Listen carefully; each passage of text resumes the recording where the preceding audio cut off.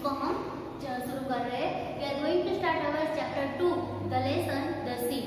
Lesson का नाम क्या है? The seed. ठीक है, तो हमारी जो फर्स्ट पोएम थी द ट्रूथ, उसको हमने अच्छी तरह से पढ़ लिया। आई होप आपको भी समझ में आ रहा होगा और आपने लर्न भी कर लिया होगा। उस क्वेश्चन आंसर भी अभी आपको अच्छे से आ रहे होंगे। तो आज हम हमारा लेसन जो है वो शुरू कर रहे हैं द सीड। ठीक है, basically the lesson is the moral of the lesson is about honesty, the purity.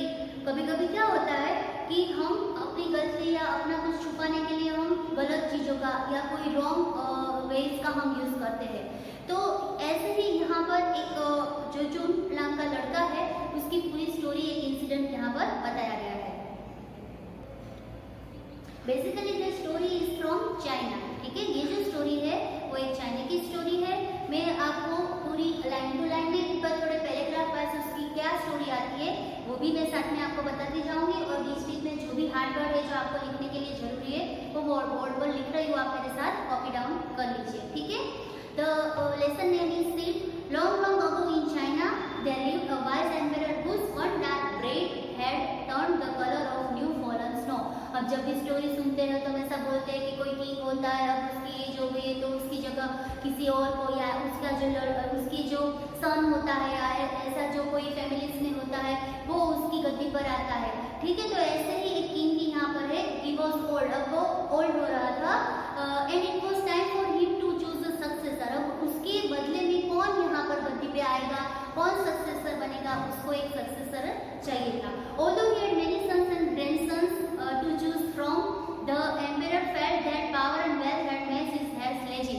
उसके बहुत से ग्रैंडसन्स एंड सन्स थे, पर उसको लगता था कि अभी उसको देंगे तो वो उसकी जो हेयर्स है वो लेजी हो जाएंगे। He wanted to appoint someone outside the family.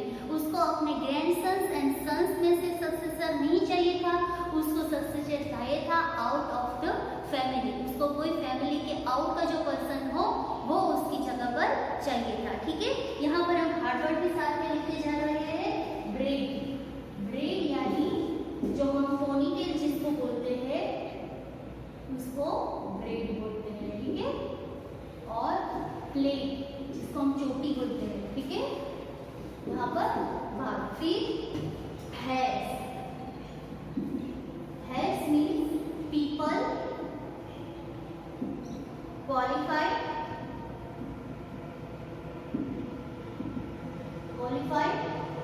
to become, ऐसे लोग to become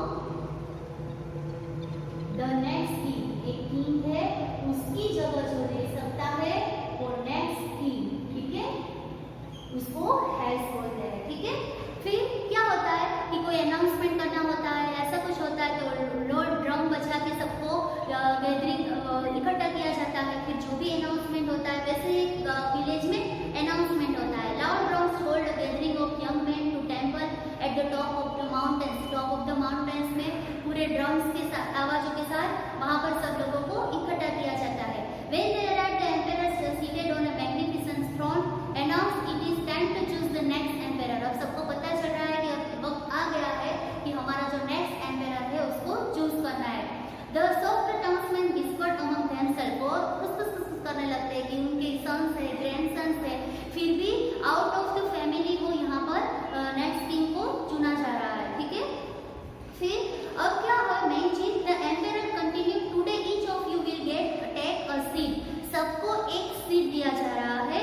in 1 year you will bring your plant to the temple. क्या होने वाला है, सबको जो लोग इकट्ठा हुए सबको कंपल्सरी एक 1 सीड दिया जा रहा है, और वो सीड आफ्टर 1 year जो प्लांट में ग्रो होगा वो प्लांट लेके आपको किंगडम में वापस आना है। ठीक है, a golden bowl filled with seed was set before the crowd. सबको 1 सीड दिया जा रहा है। Each person took just 1 seed. A young man named Jun was last in line.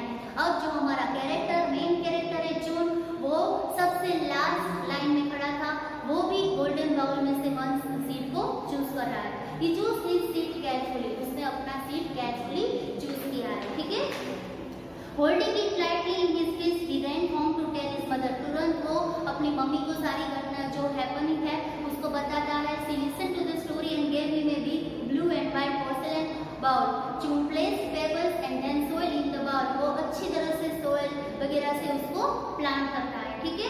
और उसकी बहुत ही केयरफुली उसकी वो केयर करता है, वो डेली उसको पानी देता है या फिर कुछ, पर वो ऐसे ऑब्जर्व कर रहा है कि उसका प्लांट जो है वो ग्रो नहीं, उसका जो सीड है वो ग्रो नहीं हो रहा है। वो बहुत ही केयरफुली उसको पानी दे रहा है, उसकी केयर कर रहा है, पर उसका जो सीड था वो बिल्कुल ही ग्रो नहीं कर रहा है, ठीक है। वीक पास एंड स्टिल चून सीड डिड नॉट स्प्राउट, बहुत दिन पास हो गए पर चून का जो ये सीड था वो प्लांट नहीं हो रहा है, वो स्प्राउट नहीं हो रहा है।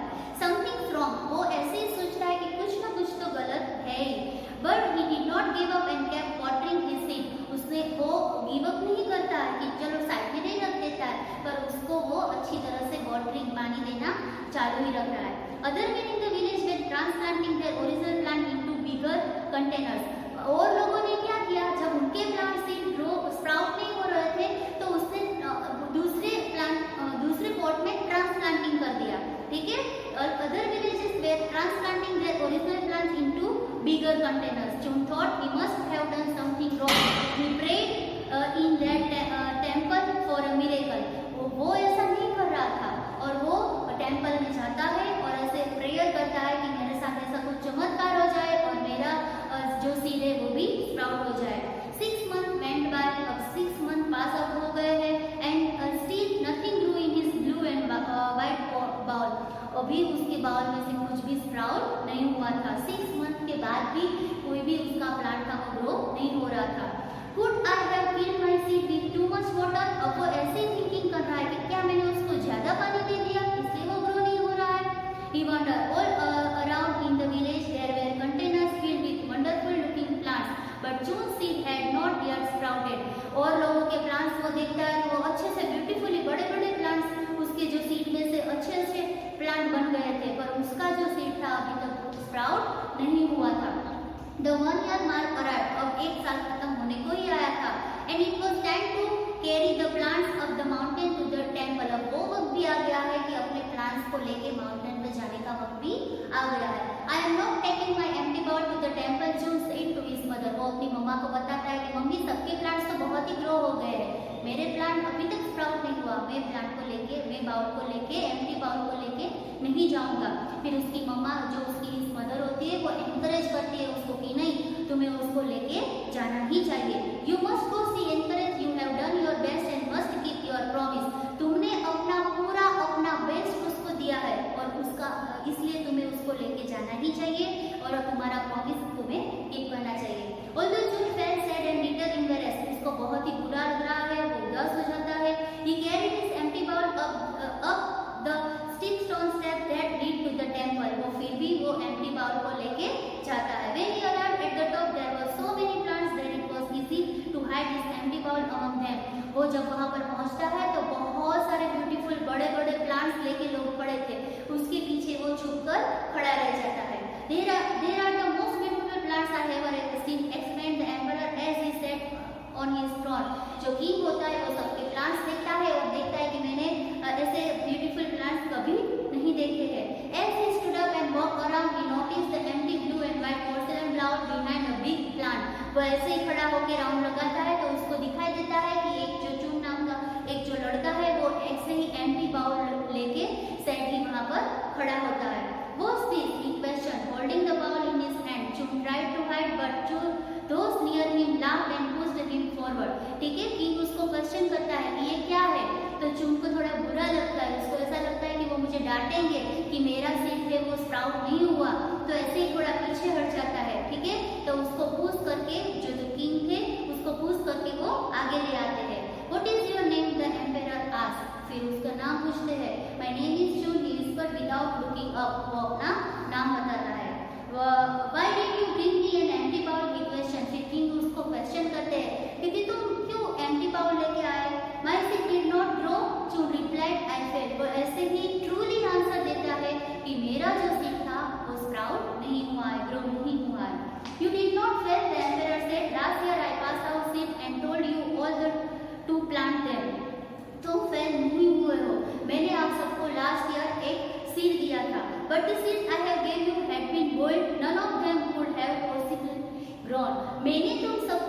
सीड दिया था वो बॉइल्ड सीड थे। आपको पता है बॉइल्ड सीड होते हैं वो कभी स्प्राउट नहीं होते। तो यहाँ पर भी किंग ऐसा बोलता है कि मैंने सबको बॉइल्ड सीड दिए थे, वो पॉसिबिलिटी नहीं है कि किसी का जो सीड था वो ग्रो हो, स्प्राउट हो। ठीक है, he raised his voice and spoke to the crowd। उन सबको क्राउड जो इकट्ठा हुए थे वो सबको ऐसा अनाउंस करते हैं, when you found out that your seeds would not sprout, you substitute other seeds। जब तुम लोगों ने ऐसा सोचा कि तुम्हारा सीड है वो ग्रो नहीं हो रहा है, तो तुमने दूसरे में उसको सब्स्टिट्यूट कर दिया। Only one person had enough honesty and courage to bring me the original seed। एक ही पर्सन ऐसा है पूरे विलेज में जिसके पास इनफ ऑनेस्टी और करेज है एम्प्टी बाउल को लेके आने की। उसने ऐसा गलत नहीं किया, उसका सीड था वो स्प्राउट नहीं हुआ तो उसने ऐसा गलत नहीं किया कि दूसरा सीड लाके उसको प्लांट किया, फिर उसको लेके आए कि देखो मैंने जो आपने दिया था वही सीड में से ये प्लांट हुआ है। ऐसा उसने गलत नहीं किया। Only one person had enough honesty and courage to bring me the original seed। एक ही पर्सन के पास ऐसी ऑनेस्टी और करेज है अपना ओरिजिनल जो मैंने सीड दिया था वो एम्प्टी बाउल को लेके आने की। That is why चुन will be the next emperor। इसलिए जो नेक्स्ट एम्परर बना वो कौन था? चुन था। ठीक है। तो ऐसे ही आप एक beautiful message, moral of the story, moral of the lesson ये है कि कभी हमें अपना जो हमारी जो ओरिजिनलिटी है, हमारी ऑनेस्टी है, हमारी जो करेज है कुछ ना अच्छा करने की, वो हमें ऐसे ही बरकरार रखनी चाहिए। अगर कुछ हमको जो भी इंस्ट्रक्शन हमें फॉलो करने के लिए बोला गया है उसी को हमें स्ट्रिक्टली फॉलो करना चाहिए। कभी हमें उसके लिए गलत तरीकों का इस्तेमाल नहीं करना चाहिए। जो रूल्स और रेगुलेशंस को फॉलो करने के लिए हमें बोला गया हो वही हमें स्ट्रिक्टली फॉलो करने चाहिए। अगर दूसरी की तरह चुन ने भी कोई और सीड लाके प्लांट कर दिया होता और पूरा प्लांट लेके हो जाता तो उसने भी गलत किया होता, पर उसने ऐसा नहीं किया। जो सीड उसको मिला था उसी सीड को वो अपनी पूरा बेस्ट, अपना 100% उसको देता है, फिर भी वो ग्रो नहीं हो रहा है तो जो कंडीशन में वो था उसी को लेके वो वापस जाता है। That wise he become the next emperor. इसके लिए उसको एक अच्छा फल उसका मिलता है। तो हमें हमारी ओरिजिनलिटी, ऑनेस्टी को हमेशा कोई भी सिचुएशन में बरकरार रखना चाहिए। ठीक है, तो एक बहुत ही अच्छा सा एक लेसन था, हमें अच्छा सा मोरल देके गया है द सीड। ठीक है, इसका टाइटल भी बहुत ही अच्छे से तरीके से दिया गया है और बहुत ही मस्त है कि पूरे लेसन में जो मेन जो चीज था वो एक सीड था, तो उसी रिलेटेड उसका टाइटल दिया गया है, वो भी बहुत ही मीनिंगफुल है। ठीक है, अब हम पेज नंबर 8 पर कॉम्प्रिहेंशन की बात करेंगे, पर साथ में इसकी जो हार्ड वर्ड है वो मैं आपको टेक्स्ट बुक में से लिखवा देती हूँ। मैंने लिखा था ब्रेन एंड हेल्थ, वो आपकी टेक्स्ट बुक में भी ये सारे दिए गए हैं, आप उसमें से भी कॉपी कर सकते हो। ठीक है, पोर्सेलेन। पोर्सेलेन होता है एक हार्ड सब्सटेंस होता है। ठीक है, hard substance made by baking clay. जो बेकिंग क्ले से बना होता है ऐसा एक हार्ड सब्सटेंस होता है पोर्सेलेन। यूज्ड फॉर, कहाँ यूज होता है? Used for making, used for making cups, plates and bowls. जो कप्स, प्लेट्स एंड बाउल्स बनते हैं उसको बनाने के लिए ये सब्सटेंस यूज किया जाता है। फिर स्प्राउट। स्प्राउट का मीनिंग होता है begin to grow.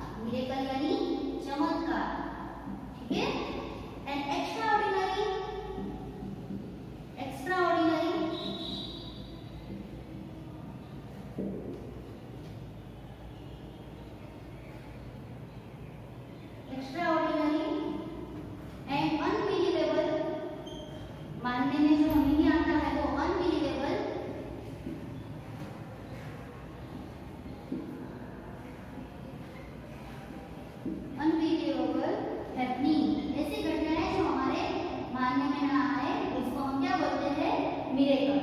And last, embarrassed.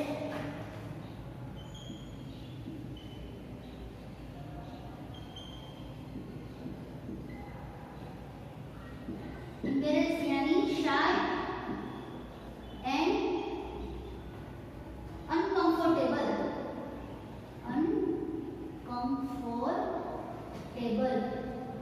ठीक है, तो ये सारे पार्ट्स आपकी टेक्स्ट बुक में भी दिए गए हैं, आप उसमें भी कॉपी डाउन कर सकते हो। अब हम बात करेंगे हमारे कॉम्प्रिहेंशन की पेज नंबर 8 पर। पेज नंबर 8 पर ए कॉम्प्रिहेंशन एक्सरसाइज ए में कॉम्प्रिहेंशन में चूज द करेक्ट आंसर है, वो आप टिक करते जाइए। First, choose the correct answer. Why did the king want someone from outside the family to succeed him? उसमें a he had no sons, b he liked outside more, c his heirs were lazy. तो यहाँ पर answer आता है c, his heir were lazy. ठीक है। Second, choose c did not sprout, yes he took his empty bowl to the temple. Why? A he was afraid that he would be punished if he did not go. B his mother said that he had done his best so he should keep his promise. C he did not care about the emperor's test. यहाँ पर answer है B। ठीक है, ये first का, ये second का। And third, here are some words that tell us about choose character, tick the correct ones. आपने पूरी स्टोरी अच्छी से पढ़ी है, मैंने एक्सप्लेन की है, तो इसमें जो चून का कैरेक्टर है वो हमें क्या क्या सजेस्ट करता है, आपको क्या क्या लगता है? वो ऑनेस्ट था, वो कॉवर्डली था, वो करेजियस था, वो ओबीडिएंट था, वो क्लेवर था, वो सिंपल था, शाय था, क्रूअल था, ट्रूथफुल था, फूलिश था। तो इसमें से ऐसे कौन कौन से जो कैरेक्टरिस्टिक है जो चूज के कैरेक्टर से मैच होते हैं, आपको ये सेल्फली करना है। मैं आपको इसका आंसर बताऊंगी अपने नेक्स्ट लेक्चर पर ये मैं आपको इसलिए दे रही हूँ कि आप पूरी स्टोरी 2 बार अच्छे से पढ़े, पूरा लेसन आप 2 बार पढ़े, और फिर जो चून का कैरेक्टर है उसमें से आप इसमें से कौन कौन से कैरेक्टरिस्टिक्स पर आप टिक आउट करोगे। ठीक है, तो ये मैं आपको सेल्फली दे रही हूँ, आपको जो third choose the correct answer है वो आपको सेल्फली करना है। ठीक है, तो चूज द करेक्ट आंसर में फर्स्ट था, उसका आंसर है c, his heirs were lazy. Second, choose c did not sprout, yet he took his empty bowl to the temple. Why? उसका आंसर है B, his mother said that he had done his best so he should keep his promise. ठीक है, और सी जो third है उसमें आपको खुद ही टिक आउट करना है।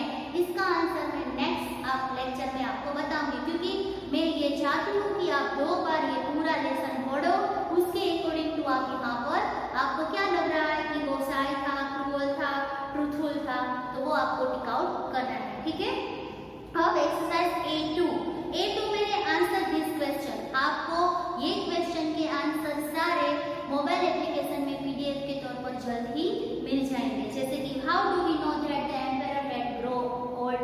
हमें क्यों ऐसा लग रहा है कि जो ये एम्परर है वो ओल्ड होता जा रहा है? तो इसके ऐसे जो सारे क्वेश्चन के आंसर है वो आपको मोबाइल एप्लीकेशन में जल्द ही मिल जाएंगे। ठीक है, अब बी वोकैबुलरी में here are some words from the lesson, use them to fill in the blanks in the sentence given below. यहाँ पर जो दिए गए हैं उसको आपको यूज करके ये फिलिंग द गैप्स आपको करनी है। मैं बात कर रही हूँ पेज नंबर 9 पर, एक्सरसाइज बी वोकैबुलरी में B1 पर। तो फर्स्ट है no one answered the doorbell because the house was empty. ठीक है, फर्स्ट में हमारा आंसर होता है एम्प्टी। फर्स्ट का जो आंसर है आप सिर्फ आंसर लिख लीजिए, फिर अपनी टेक्स्ट बुक में भी आप आंसर लिख लीजिए और फिर आप अच्छे से उसको रीड करके समझ सकते हो। ठीक है, फर्स्ट का आंसर है एम्प्टी। यहाँ पर जो फर्स्ट का आंसर है B1 में वो है एम्प्टी। ठीक है, एम्प्टी। सेकंड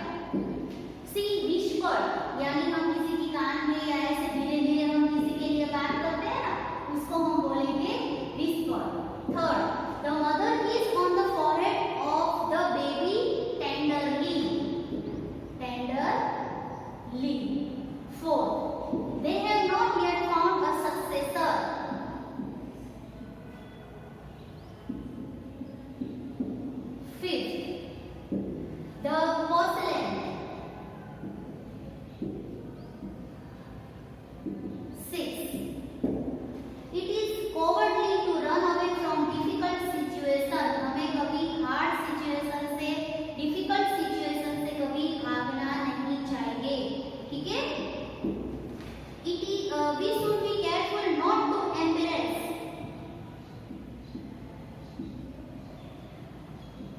ठीक है, 7 का आंसर है embarrass. C. Substitute. Substituted. ठीक है? फिर 9. They enjoyed their meal of boiled vegetables and soup. 9 का आंसर है boiled. 9 का आंसर है boiled. And 10. My grandfather was so wise that everyone came to him for advice. तो यहाँ पर ये जो सारे आंसर है वो आप टेक्स्ट बुक में ही B1 में कॉपी डाउन करोगे और B2 में आपको ऑपोजिट लिखने हैं, जैसे कि साउटेड, तो उसका आंसर होगा यहाँ पर साउटेड आपको मैच करना है विस्पर. साउटेड यानी जोर से हम जो चिल्लाते हैं वो, विस्पर यानी कान में हम जो फुसफुसाते हैं वो. फिर वाइट तो black.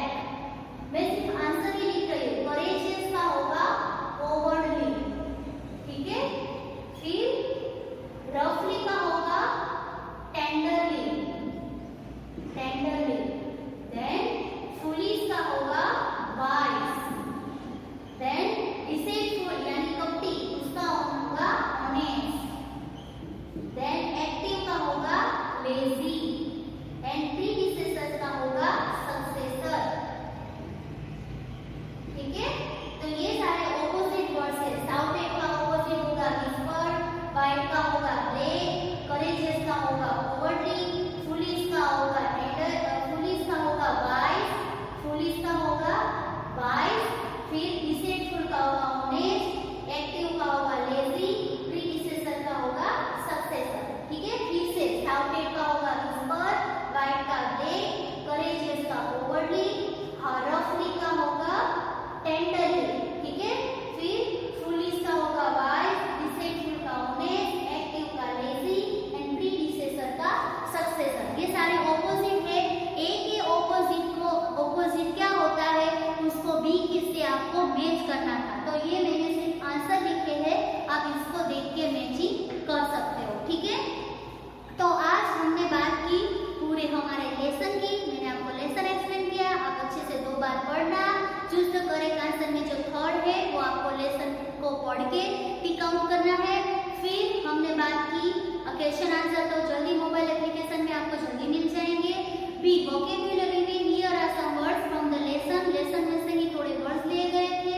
Use them to fill in the blanks in the sentence. यहाँ पर जो सेंटेंस दिए गए थे उसमें आपको वही वर्ड्स को यूज करना था. देन B2 में match the words in column A with their opposite in column B. Column A में जो भी वर्ड्स दिए गए थे उसके ऑपोजिट क्या होते हैं उसको कॉलम बी में आपको मैच करना था. ठीक है? बस अब पेज नंबर 10 पर हमारा ग्रामर का सेक्शन शुरू होता है. सिंपल फ्यूचर टेंस, उसको हम नेक्स्ट लेक्चर में अच्छी तरह से पढ़ेंगे कि सिंपल फ्यूचर टेंस में क्या कैसे होता है. ठीक है? तो अब घर पर आप क्या करोगे? घर पर आप करोगे आज पूरे लेसन को 1 या 2 बार अच्छे से रीड करोगे, लाउडली रीड करोगे. ठीक है? फिर उसके जो हार्ड वर्ड है वो भी आपको घर पर अच्छी तरह से लर्न करने हैं. ठीक है? फिर मैंने जो चूज द करेक्ट आंसर दिए वो आपको पढ़ने हैं. फिर जो थर्ड है वो लेसन को रीड करके आपको टिक आउट करने हैं कि चूज का कैरेक्टर में आपको क्या क्या लगा कि इसमें से क्या हो सकता है. फिर क्वेश्चन के आंसर आपको खुद ही सोचने हैं कि ये क्वेश्चन का क्या आंसर आ सकता है, वो आप घर पर अच्छी तरह से सोचना. फिर मैं आपको जल्दी मोबाइल एप्लीकेशन में इसके आंसर मिल जाएंगे. फिर ये जो ऑपोजिट है वो भी आपको लर्न करने हैं कि साउटेड का ऑपोजिट क्या होता है, what is the opposite of shouted, what is the opposite of wide. फिर उसके स्पेलिंग भी आपको आने चाहिए. ठीक है? और सिंपल फ्यूचर टेंस की बात तो हम अपने नेक्स्ट लेक्चर में करेंगे.